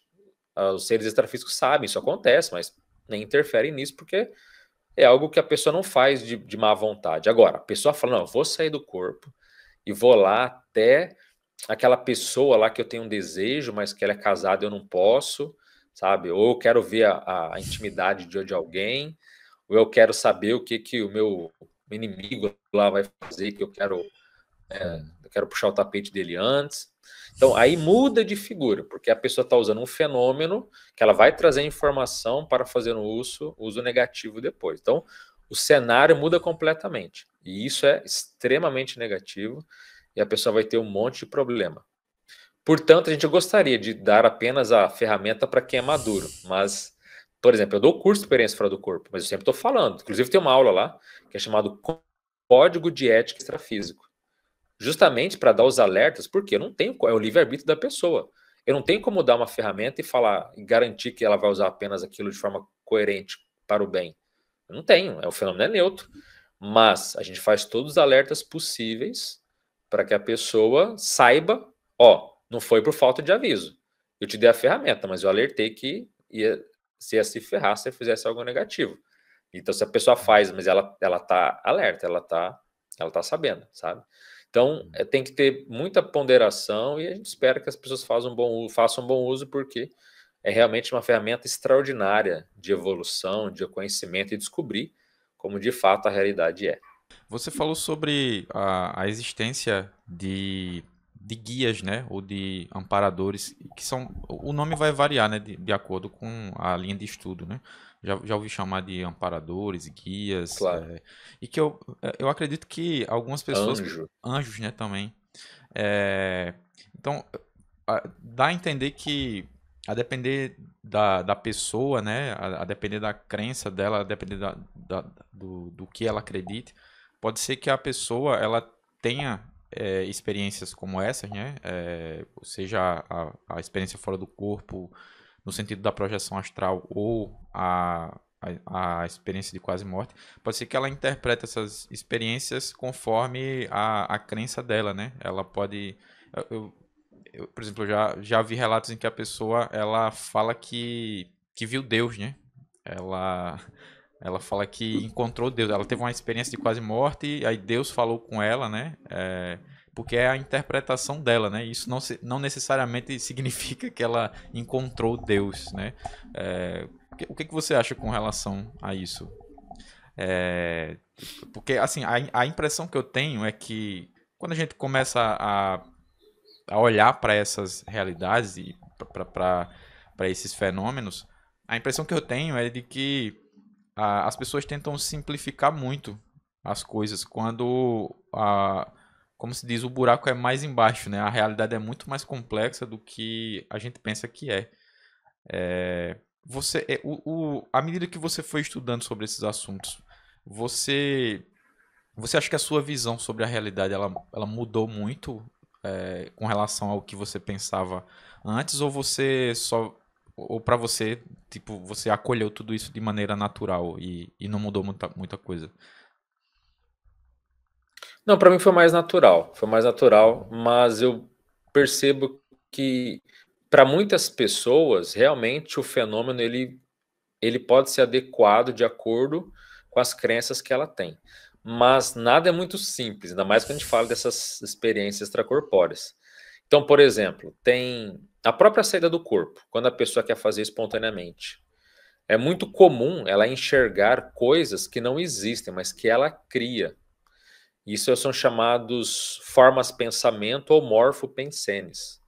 O que é isso? É uma criação energética. É como se.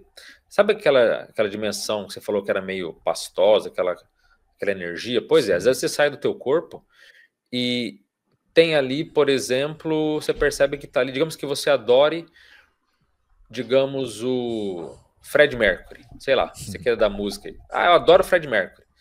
Aí você sai do teu corpo, no teu quarto tá o Fred Mercury. Você fala, Fred Mercury tá aqui. Uhum. Mas aquela aparência que tá ali não é real. É uma criação mental. A pessoa plasmou aquilo inconscientemente. E essa plasmagem pode ser de, mas aquele ser não tá ali. Não, é igualzinho a pessoa. Tanto que, como a gente fala em trabalhar com energia, a gente, né, ensina a sair do corpo, você tem as macetas. Então, se eu jogar energia para aquilo e não for real, ela desmaterializa, ela some na mesma hora. Então você pode ver qualquer imagem. Você quer saber se é real, você exterioriza, você emana energia, aquela radiação desapareceu, então era uma criação mental. Só que muitas pessoas nem sabem como é que trabalha com energia, não sabe nada disso. Então ela vê algo na saída do corpo e ela já julga que é real. Então pode ser que uma pessoa ela adore Jesus Cristo, ou Maomé, ou adore algum dos Budas. Ah, o Buda da compaixão. Ela sai do corpo, tá lá o Buda da compaixão, ou ela vê algo parecido. Mas muitas vezes é uma criação que ela fantasiou, que ela deseja muito ver aquilo. Ela plasmou aquilo e aquilo não é realidade. Então, ainda tem isso, né? Apesar de tudo. Além da realidade ser complexa, a pessoa não pode criar coisas que não existem. Por isso que pessoas que morrem, por exemplo, sabem que morreram, ela fica criando o tempo todo realidades, cenários, e ela fica ali numa autoilusão, né, às vezes permanente. Então, é muito sério. Só que na experiência de quase morte, é um pouco diferente, porque como é um fenômeno patrocinado, quer dizer, como você está sendo mais um espectador, você não manda em nada na experiência de quase morte. Ah, eu quero ir para Marte. Você não vai, que nem você fez ele, não. Eu quero ir para outros locais, você fica transitando. Na quase morte você não tem. Como você é espectador, você vê o que é apresentado, mas tem muitas pessoas que confundem certas divindades. Então ela vê um ser radiando energia, um ser humanoide jogando energia. Pô, só pode ser Jesus, ou só pode ser a pessoa que eu adoro. Tem alguns até que se parecem com Jesus, alguns até se apresentam como sendo o próprio Jesus. Mas qual que é o intuito? É a pessoa absorver melhor aquela mensagem e ter uma experiência mais impactante. Mas o que é flagrante nessa história é que até pesquisadores já fizeram esses levantamentos, pesquisadores internacionais, de que um cristão não vê entidades hinduístas, um hinduísta não vê Maomé, sabe? Um muçulmano não vê Buda. Então é cada um no seu galho. Cada um vendo aquilo que acredita que se sente bem.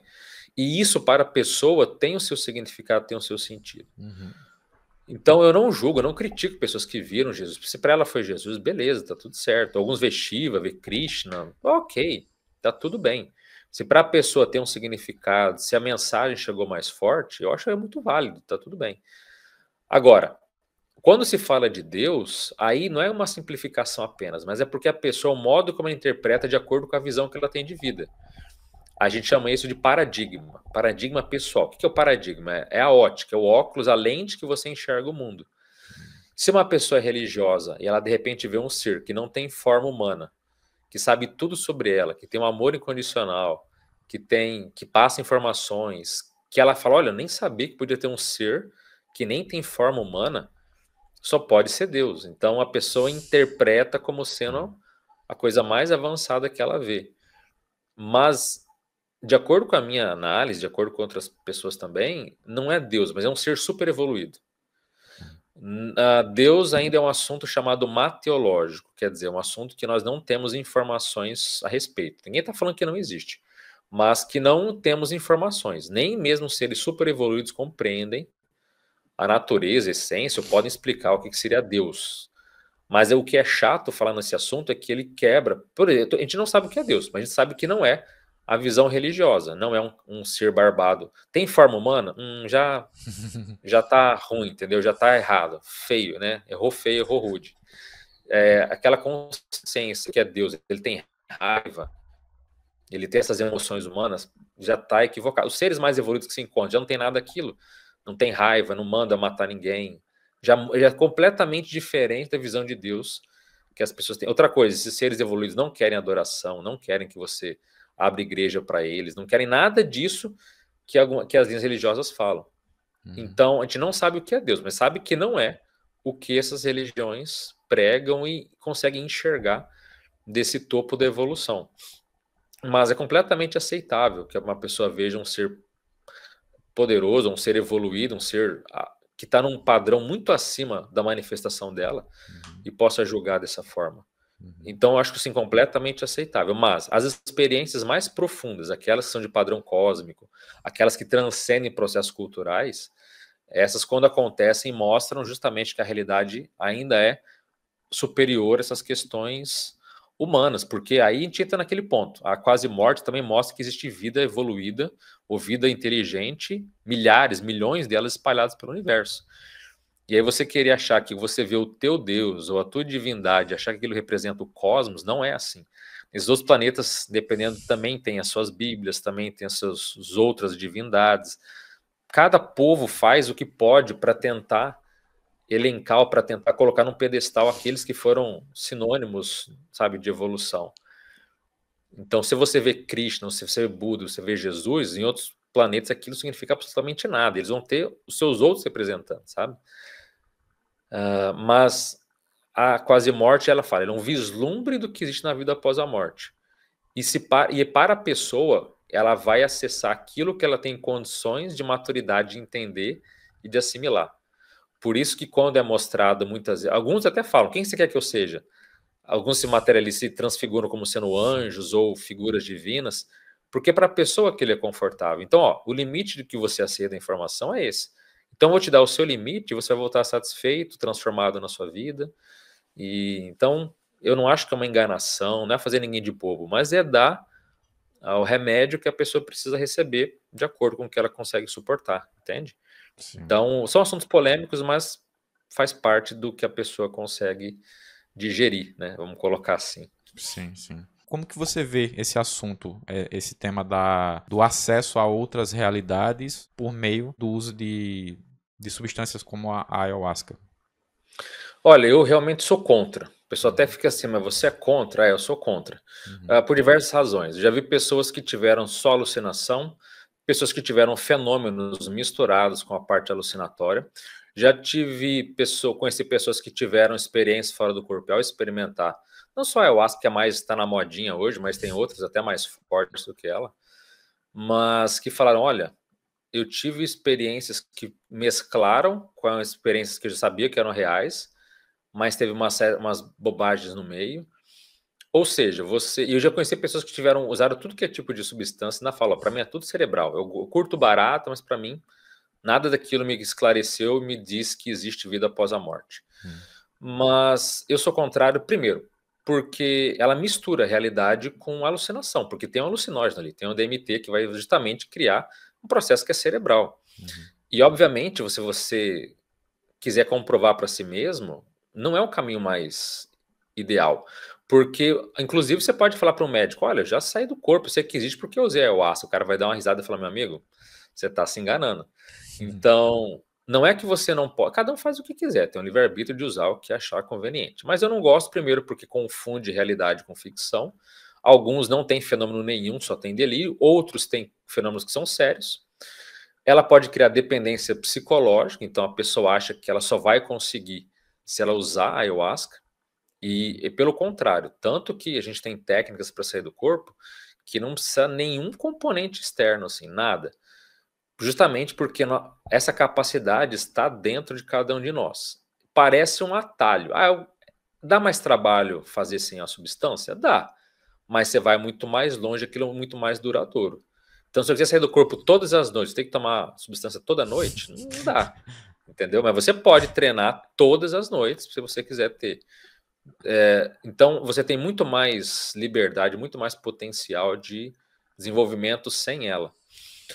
A ayahuasca também pode criar certos estados de confusão, pode criar estados ruins. Já teve amigos meus que já tentaram até tirar a própria vida porque não bateu legal. Tem pessoas que têm certos problemas cognitivos depois que usam e depois nunca voltam ao normal. Então, assim, eu sei que tá muito na moda, o pessoal usa, mas tem gente que também sempre envolve a parte ritualística no meio. Isso é muito evocativo, nem sempre o ritual atrai consciências mais elevadas para aquilo. A tendência é que sejam consciências mais primitivas, que gostam da parte mais ritualística. Então, ser evoluído não precisa de ritual, na verdade, eles nem curtem muito ritual. Mas eu entendo, eu compreendo que tem pessoas que se transformaram a partir do ayahuasca, que mudaram, melhoraram. Tem gente que fala, não, eu acalmei depois daquilo. Eu entendo que para alguns é uma desintoxicação, mas ainda é a minoria. Então, de uma forma geral, eu não acho que é interessante, eu acho que qualquer um pode aplicar técnicas, tem muito problema no meio, tem gente que quando Mesmo pessoas que usam e ficam bem, o dia que bate uma bad, a pessoa acha que vai morrer, aquele negócio é um sofrimento que não acaba nunca, sabe? Então, entre os malefícios, eu acho que é uma roleta russa e é dispensável, completamente dispensável, né? Então, quem quiser usar, problema é seu, você tem um livre-arbítrio, mas para um desenvolvimento sólido, para você ter de fato uma experiência comprovatória de alto nível e poder repetir todo dia se você quiser, é completamente dispensável. Sim. É interessante porque dá a entender que é como se, de fato, o nosso corpo, ou talvez a nossa consciência, né, através do nosso corpo, é como se existissem mecanismos em nós que podem ser ativados a qualquer momento, né? Seja de maneira intencional ou de maneira compulsória, né? De maneira forçada. É como se realmente houvesse algo muito maior do que a gente pode perceber, né? Do que os nossos sentidos nos mostram no dia a dia, né? E aí, uma pergunta que eu queria te fazer, Alexandre, é assim, diante de tudo isso, de todos esses conhecimentos que você foi aprendendo, né, ao longo da sua história, todos os casos que você conhece, enfim, diante de tudo isso, e diante das suas próprias experiências, é claro, como que você vê tudo isso? Quais são as hipóteses ou as conclusões que dá para se tirar com relação a isso? Tipo, o que isso nos diz sobre a realidade, sobre o que é a realidade? Olha, baseado nas minhas experiências fora do corpo, baseado nas outras pessoas, o que dá para concluir é que nós estamos num ciclo de evolução. A, a vida humana, o universo físico é um palco para a gente interagir com outras pessoas, para trocar informações, um ajudar o outro e a gente crescer assim. Se a gente pudesse dizer qual que é o grande segredo, qual que é a grande revelação que muitas quase mortes, que muitas coisas trazem, é justamente o processo da fraternidade, você ajudar outras pessoas. Inclusive, eu vivo repetindo talvez a frase mais importante que possa ser feita para a gente, que é o que você tem feito na Terra em favor dos outros. Eu vivo repetindo isso tudo que é lugar, porque acho que é uma pergunta-chave. Uhum. Então, a gente está aqui para evoluir, mas não de forma egoisticamente, mas evoluir dentro desse processo de fraternidade, compaixão, de um ajudar o outro. Então, você ajuda aquele que está menos evoluído que você é ajudado por aqueles que têm mais maturidade que você. Então, é um grande ciclo de nascimentos e renascimentos sucessivos, de aprendizado, de crescimento, de dor e de, sabe, despiorando. A gente está despiorando vida após vida. E o intuito de tudo isso, a nossa realidade maior é parar de renascer, é parar com esse ciclo. Mas eu também sou contra muita gente aí que fala: não, vamos nos libertar da roda do samsara. Essa aqui vai ser a última vida. Não, não vai, não vai. É o tipo de preocupação que a gente não deve ter. Porque o que se percebe é que para parar de renascer, você tem que ser muito evoluído, mas muito. Tipo assim, se você já teve uma explosão de raiva na sua vida, esquece, você não vai parar de renascer nessa vida, entendeu? É nesse nível. Uhum. Porque o nível de evolução que a pessoa tem para estar nas últimas vidas humanas é muito avançado. Então, há uma hierarquia de evolução. Esses seres que estão nas últimas vidas, eles já renascem sem esquecer as vidas passadas. Então, imagina o restringimento que é tanto falado. Ah, porque eu renasço e esqueço de tudo. Pois é, mas isso é porque a gente é fraco, porque a gente é ruim. Os mais evoluídos, pelo que se sabe, eles renascem e não tem restringimento. Eles sabem quem eles foram, quem eles são o tempo todo. Então, o nível para chegar no final dessa fieira, ou dessas vidas humanas, não está no nosso alcance, como eu falei. Se você ainda está nessas condições de ter raiva, de se indignar, de se desequilibrar emocionalmente. Então, isso é um estágio ainda muito primitivo dentro da evolução. Esse domínio emocional muito rústico ainda, que tá na quase todo mundo tem isso. Mas a grande sacada, a grande visão é o seguinte: a gente vai evoluir, quer dizer, ficando mais equilibrado, mais fraternal, menos egoísta, dominando a energia, dominando os fenômenos, dominando a experiência fora do corpo. Os caras evoluídos saem do corpo 24 horas por dia, sem usar nada, entendeu? Sem usar nenhuma ayahuasca, sem usar nenhum medicamento, nada, nada. O cara deita, ele domina o fenômeno, ele sai do corpo lúcido, fica o tempo todo lúcido fora do corpo, volta. Então a gente está evoluindo para chegar nesse nível de dominar as próprias energias, de dominar os fenômenos, de transitar livremente entre as dimensões, de ajudar profundamente os outros, de ter uma serenidade profunda dentro de nós. E quando chegar nesse nível, a gente vai parar de renascer e aí vai para um outro estágio que a gente não conhece, bolhufas, que a gente tem mal e mal uma noção, mas nesse nível a pessoa já nem vai descartar tudo. O corpo físico, o corpo astral ela descarta, ela vai viver só de corpo mental, sem forma humana, sem forma animal mais. E aí o estágio de evolução, ele não acaba, ele passa para um nível que a gente não consegue compreender mesmo tendo experiências fora do corpo, mesmo tendo experiências na própria dimensão mental, é algo ainda mais profundo para a gente entender. Então, o esquema das coisas é poder fazer algo e aprender com a própria experiência. Então, a sua família, a nossa família, em geral, é gente do passado que a gente tem rabo preso. Quer dizer, que a gente ainda tem questões mal resolvidas do passado, seja porque você foi a vítima, porque você foi o algoz. Então, a gente passa vida após vida limpando, reajustando, ajudando. Tudo para quê? Para que a nossa consciência alcance degraus mais elevados de autoconsciência, de padrões de emoções elevadas. Então é um crescendo, uma construção, eu não vou dizer diária, mas é uma construção de vida após vida para a gente chegar num estágio maior. Então não adianta a gente querer brigar, falar não quero mais renascer, estou cansado. Não adianta chegar nesse ponto. O que a gente tem que fazer é aproveitar essa oportunidade dessa vida aqui.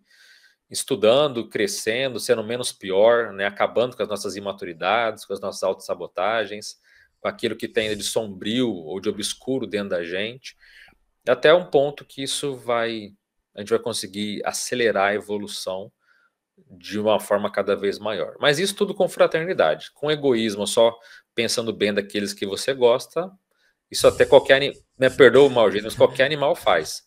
Eu vou cuidar da minha família. Qualquer animal faz isso. Agora, você começar a ajudar sem querer nada em troca, de gente que você nunca viu, gente que não vai dar nada em troca para você, então aí é uma outra natureza de evolução que a gente vai partir. Então, sei que é uma pergunta muito difícil, mas se a gente for resumir é isso, é um palco de evolução para chegar nesse nível aí mais profundo de maturidade pessoal. Sim. Tem uma pergunta que eu sempre faço para os convidados aqui no podcast e que, de certa forma, ela está conectada com o que você acabou de falar. Mas eu acho que ela é um pouco diferente, né? Apesar de estar conectada. E aí eu queria te perguntar, Alexandre, para você, na vida, considerando tudo isso que você falou, tudo que você sabe, todas as suas experiências, para você, na vida, o que é que realmente importa? Olha, o que realmente importa, para mim, se a gente pudesse linkar, seria esse processo da assistencialidade, da fraternidade. Eu tento encaminhar minha vida ao máximo para fazer algo nesse sentido. Então, por exemplo, eu trabalho com esclarecimento, ensinar as pessoas a sair do corpo, ensinar elas a trabalhar com energia, ensinar o que existe na vida após a morte. E isso é fraternidade, é dar conhecimento, dar informação. Eu trabalho atualmente com hipnoterapia, quer dizer, usar estados de transe profundo, de relaxamento profundo, para fazer a pessoa restabelecer a sua emoção, entender onde que começou os seus traumas. É um processo que, claro, é comercial, porque é uma profissão, mas tem um fundo que é para ajudar a condição emocional das pessoas. Eu faço um trabalho de energização diária chamada TENEPS.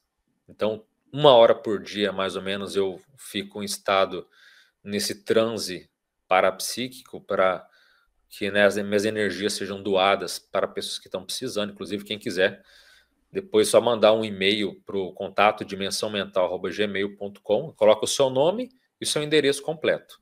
Mas tem que colocar endereço. Eu não quero saber onde você mora, eu recebo do mundo todo. E o motivo é opcional. Então, se a pessoa manda o nome, o endereço, e não precisa nem mandar o motivo se não quiser, mas esse pedido é impresso, é colocado num local e as pessoas recebem essa energização gratuitamente para ser ajudada. Muitas experiências que eu tenho fora do corpo é para ajudar outras pessoas. Então eu tento convergir os livros que eu escrevo para ter algum tipo de esclarecimento, que eu já escrevi, que eu estou escrevendo, sabe? Então tudo eu tento convergir. O próprio trabalho de divulgação no YouTube, nas próprias redes sociais, é para trazer, ó, tem casos reais, é análise, sabe? Tudo eu tento convergir para esse trabalho que fraternidade pode ser tanto da energia, tanto pode ser dar o sopão, dar o alimento, né, dar consolação, como é dar o esclarecimento, a informação. Eu não quero convencer ninguém, mas pelo menos jogar e falar, ó, analise isso daí, vê o que você faz com isso, sabe?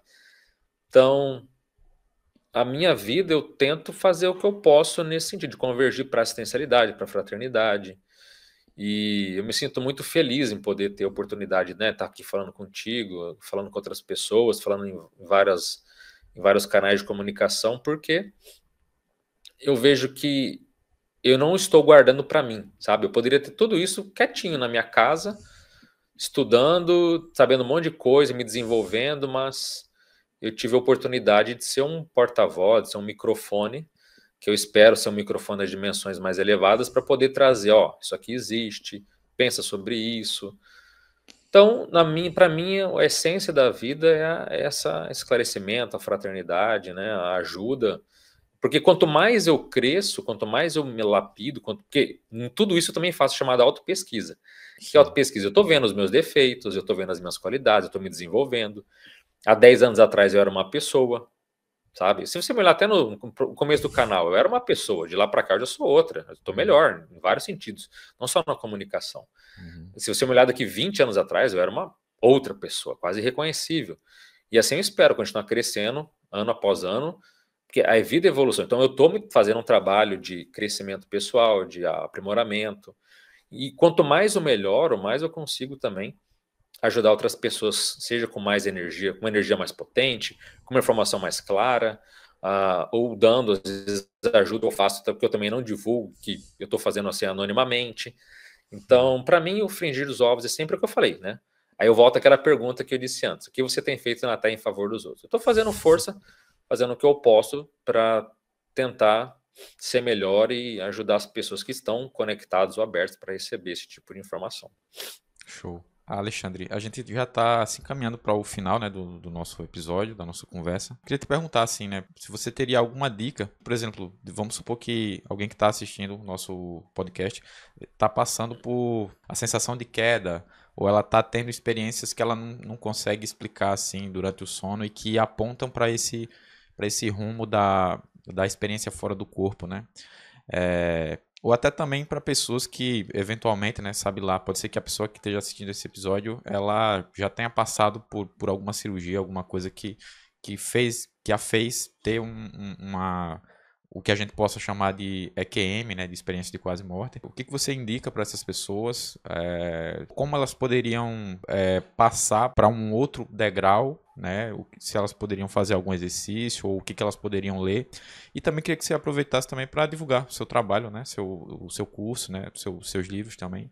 Fique à vontade. O que eu recomendo é que a pessoa estude, que a pessoa não tenha outra escapatória. Você pode até ouvir alguém falando aqui no seu canal, em outros, mas o ponto principal é você estudar. Você realmente ir atrás do conhecimento. E aí tem livros muito bons. Tem um livro Profissões da Consciência, do Valdo Vieira. Tem um livro do próprio Wagner Borges, tem vários livros bons. Robert Monroe, William Buhlmann.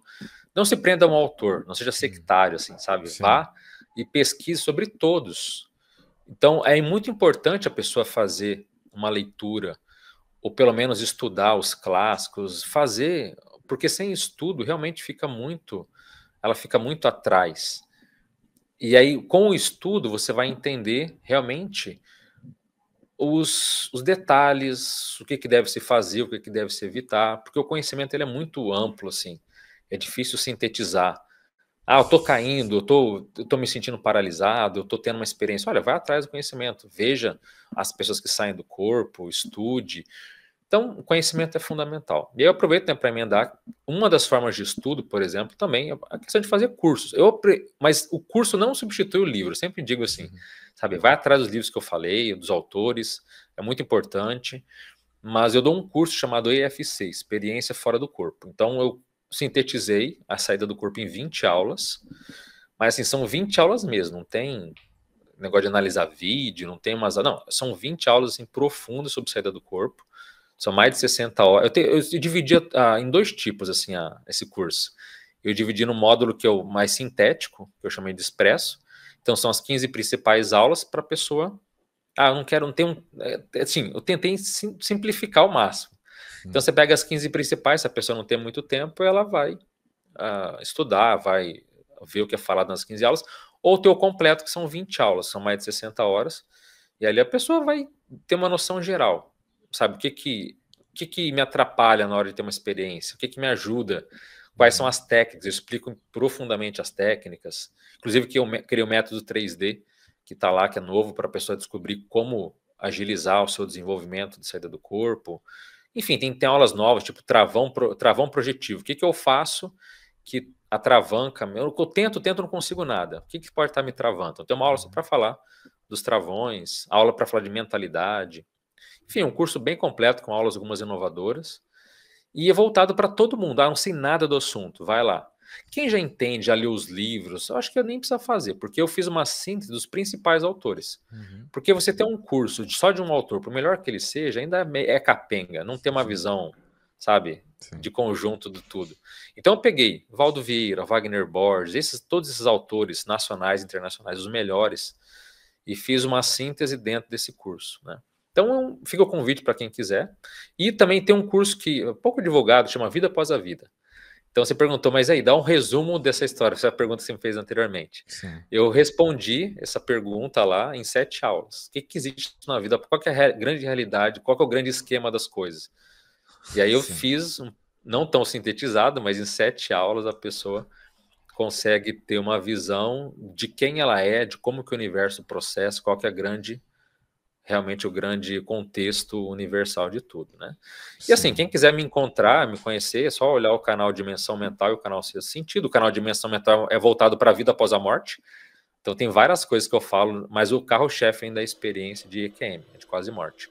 E o Sexto Sentido é uma outra pegada, eu faço react, eu dou algumas aulas, eu falo mais sobre outros fenômenos, então são canais que são complementares. E quem quiser realmente falar comigo, lá pelo Instagram, realmente sou eu que respondo, eu que olho tudo, e lá que eu interajo mais com as pessoas e também conto casos diversos aí relacionados a EQM, a vida após a morte. Então, basicamente são minhas redes e quem quiser entrar em contato, estamos à disposição. Perfeito. Beleza, então, Alexandre. Então, assim, a gente chegou ao final aqui, né, do episódio, do nosso diálogo.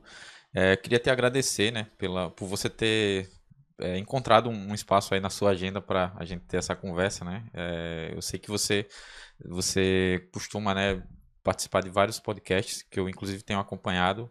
Enfim, então para mim foi uma honra te receber aqui e é isso, cara. Aprendi muito e tenho certeza de que a galera que vai assistir também vai aprender muito contigo aí, com o conhecimento que você trouxe aqui pra gente. Eu queria agradecer, Robson, muito obrigado pelo convite. É sempre uma satisfação estar falando desses temas que, para mim, são muito relevantes. Eu quero realmente ser mais um divulgador. Não quero ser tem várias pessoas aí no Brasil e no exterior que fazem um trabalho excepcional e eu me sinto muito satisfeito em estar junto desse grupo, né? Recentemente estive até lá no Vilela com o próprio Wagner Borges, um grande pesquisador. Enfim, só que tenho a agradecer aí o convite. A mensagem que eu posso dizer é o seguinte: foque na sua evolução e foque naquilo que seja o propósito da nossa existência, porque ninguém está aqui a passeio. A quase morte mostra que muitas vezes a gente precisa voltar para o caminho que a gente precisava fazer, que a gente começou a desviar. Então, siga a tua intuição, vá no teu propósito e sigamos aí no rumo à evolução mais lúcida e consciente. Show. Muito obrigado. Falou e disse.